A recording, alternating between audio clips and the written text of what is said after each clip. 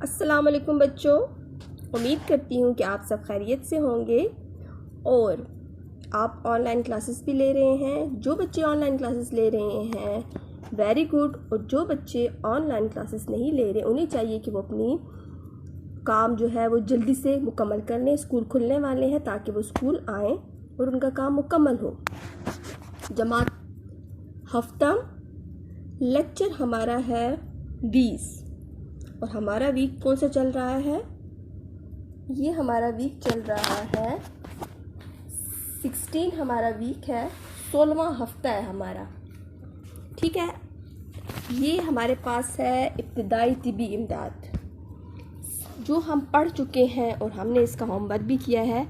आज जो है हमारे पास है हे से हमारा पास होमवर्क है।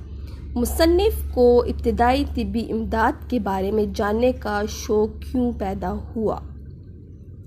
उसके बाद है वाओ, कुत्ते के काटने और सांप के काटने के मरीज़ों में से पहले किसको अस्पताल ले जाना चाहिए, ये हम पढ़ चुके हैं।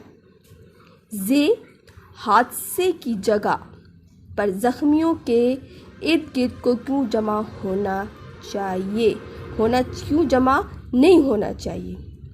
ये आप इसका आंसर देंगे कि क्यों नहीं जमा होना चाहिए। इसके बाद हमने जो है हमारे पास हिस्सा ग्रामर में सफ़ीना उर्दू, हिस्सा ग्रामर में आपके पास है सफ़ीना उर्दू, सफ़ा नंबर आपके पास है 124। कहानी का जो आपके पास है तरीका, कहानी सुनने और बनाने का रवाज इस दुनिया में शुरू ही से चला आता है।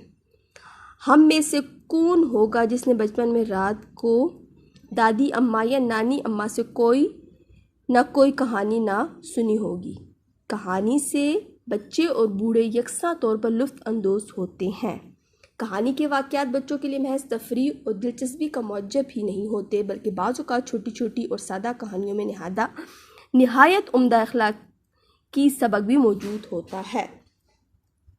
इसके बाद है इशारात, मतलब कहानी हम अपने आप से भी बना सकते हैं। कोई हमें टॉपिक हो उस पर हम कहानी इसकी मदद से बना सकते हैं।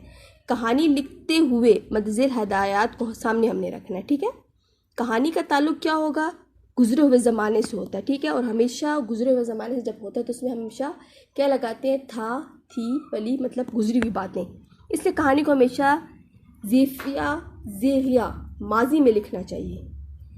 कहानी का ताल्लुक़ चूँकि गुज़रे हुए ज़माने से होता है, कहानी लिखते वक्त वाक़यात की तरतीब को कायम रखना चाहिए।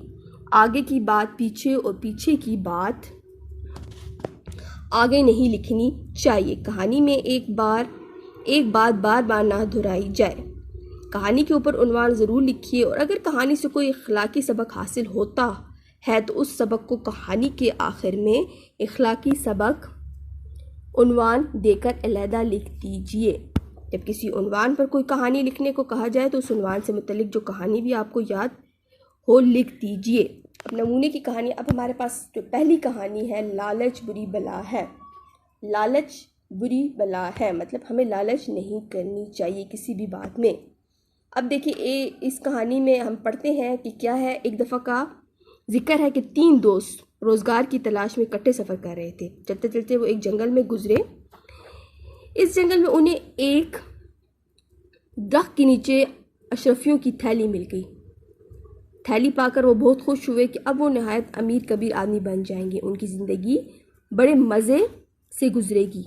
इसी दौरान उन्हें भूख ने बड़ा परेशान किया, चुनांचे उन्होंने अपने एक साथी को खाना लाने के लिए पास के शहर में भेजा।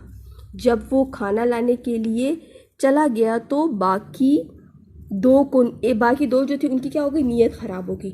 उन्होंने सोचा कि अगर ये शर्फियाँ 3 आदमियों में तकसीम हुई तो हमारे हिस्से में बहुत थोड़ी आएंगी। बेहतर यह है कि हम अपने तीसरे साथी के शहर से लौटने पर उसका खात्मा कर दें और शर्फियाँ आधी आधी बांट लें। इधर तीसरा दोस्त ये सोच रहा था कि तीसरे हिस्से के शर्फियों से मेरा क्या बनेगा। बेहतर यह है कि मैं बाकी दोनों को हलाक करके अपने रास्ते से हटा दूँ ताकि सारी शर्फियाँ मुझे मिल जाएं। चुनांचे इस मकसद के लिए उसने खाने में जहर मिला दिया। जब इन का तीसरा साथी खाना लेकर आया, दोनों दोस्त इस पर टूट पड़े और उसे मार मार कर हलाक कर दिया और इत्मीनान का सांस लिया कि चलो एक हिस्सेदार तो ख़त्म हुआ, अब हम ये अशरफियाँ आपस में बराबर तकसीम करेंगे। लेकिन उन्हें क्या मालूम था कि बहुत जल्द उन्हें भी इनके लालच की सज़ा मिलने वाली है। चुनांचा जब इन दोनों ने जहर मिला खाना खाया तो वो भी वहीं ढेर हो गए। इस तरह दोनों को कुदरत की तरफ से लालच की सज़ा मिल गई। इसका मतलब है लालच बुरी बला है। उम्मीद करती हूँ कि आपको इस कहानी की समझ आई होगी और हमें भी इस तरह कभी भी लालच नहीं करनी चाहिए। अपना ख्याल रखिएगा। Take care. अल्लाह हाफ़िज़।